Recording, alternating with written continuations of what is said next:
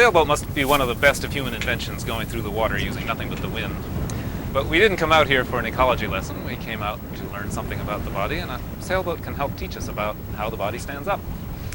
We're used to looking at structures like the lighthouse in the building behind me, where you've got one brick piled on top of another brick, all sitting on solid main granite, so that it's a continuous compression structure all the way down from the top of the lighthouse to the ground.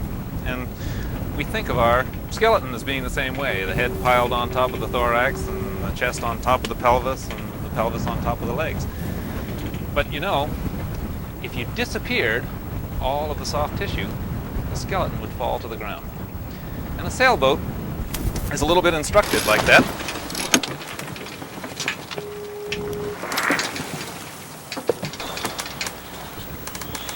A body is more like a sailboat than a lighthouse. The mast is kind of like a bone, or a series of bones like the spine, and the stays, or the shrouds, are really like the myofasciae of the body, offering extra support in a tensional way, not just a compressional way.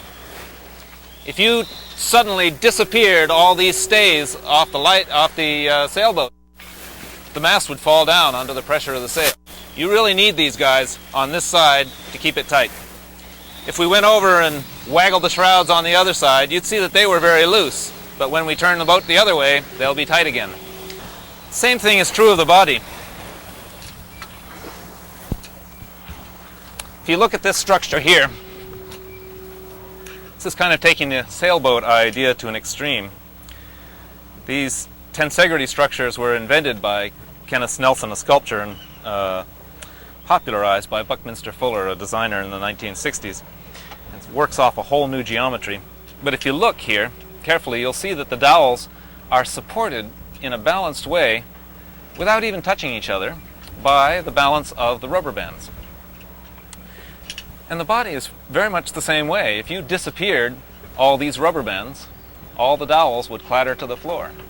And the same thing is true of the body. If you disappeared all the soft tissue, all the bones would clatter to the floor. We have this kind of illusion because we look at those skeletons in the classroom. They're all wired together, so we think of the skeleton as a solid framework on which the muscles work, but it's not that way at all. The bones float in the soft tissue in the same way that these dowels float inside the rubber bands. Now, when you start to look at these structures, they have a bunch of interesting properties that are very much like the properties bodies have. If I create a shortness in this part of the soft tissue, you can see that the whole structure deforms in a way. Let's see if I can keep it still enough here so that you can see that. See how the whole structure goes? So I could have a shortness over in this part of the body and be complaining of pain over in this part where it's changing. The same thing is true of structural bodywork. You can have somebody saying, "Oh, the pain's in my neck." And I start to work over here, and they say, "No, the pain's up here in my neck." I say, well, that may be where you're hurting, but this is where the problem is. This is where the shortness is. Kind of bone manipulation techniques like chiropractic and osteopathy tend to look at knocking the bones back into place, which can also work to restore balance to the structure of the body. But long-term chronic postural difficulties are often set in the soft tissue in such a way that resetting the bones simply won't last. The soft tissue will again pull the bones out of place. So what we're looking at here in terms of what we want is an even, balanced tone across the myofasciae of the body so that the bones will stay lightly, easily floating in place.